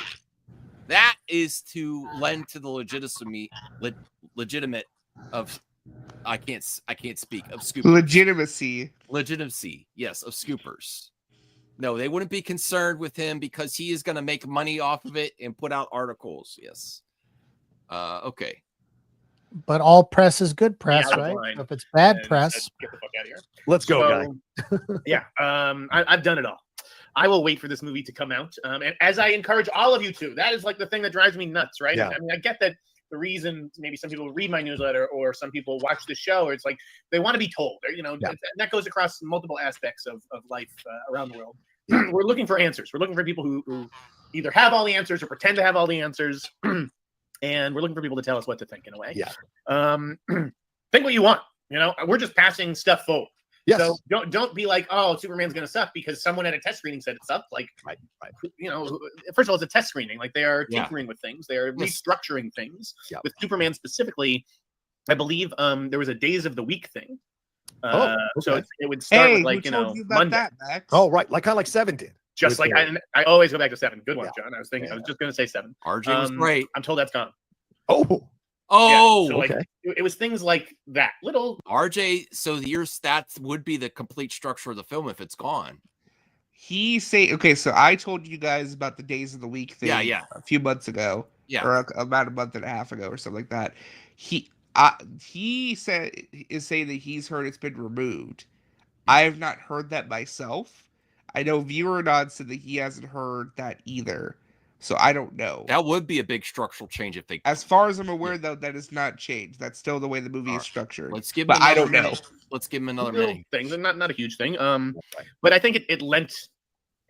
If you look at that report, or just everything I've been hearing, it all lines up. Yeah. But it lines up with the movie making process. It's like, the VFX are rough. This isn't working. There's too much humor. I mean, and then now the running time is being trimmed. I think that the movie is going to be fine. I think it's going to perform well. It might even win July. It might even, triumph over Fantastic Four and Jurassic World. Right. But do I think that we're getting a Dark Knight? No. I do not. Okay. I definitely do not think we are getting anything close No to way. The Dark Knight or a movie that is going to redefine the comic book movie genre. I think, again, and this is part of starting a universe. Like, there has to be an element of safety in it. Yeah. And that's what it sounds like. They're playing it a little safe. Yeah.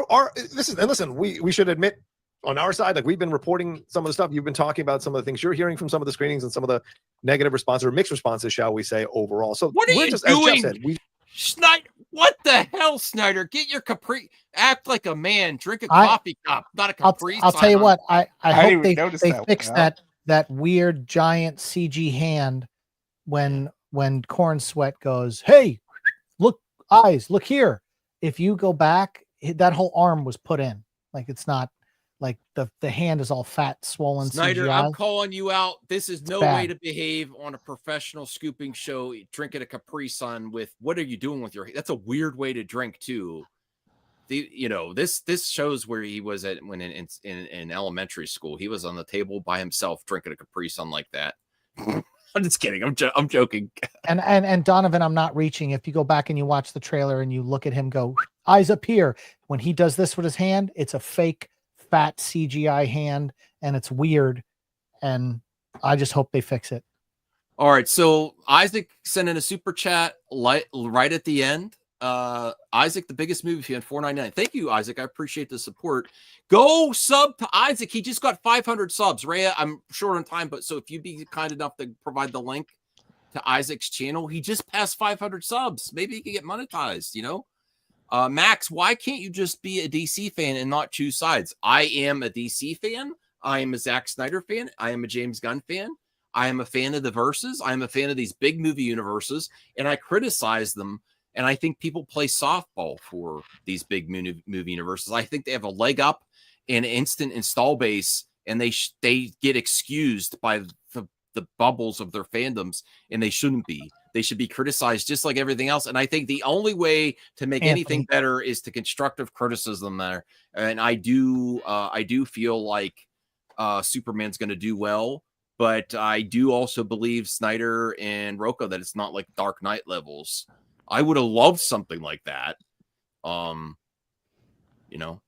I think any final thoughts before we head out? Capri Sun is a Lilo and Stitch rep. Really? You think that's what Jeff Snyder was doing with this? Okay.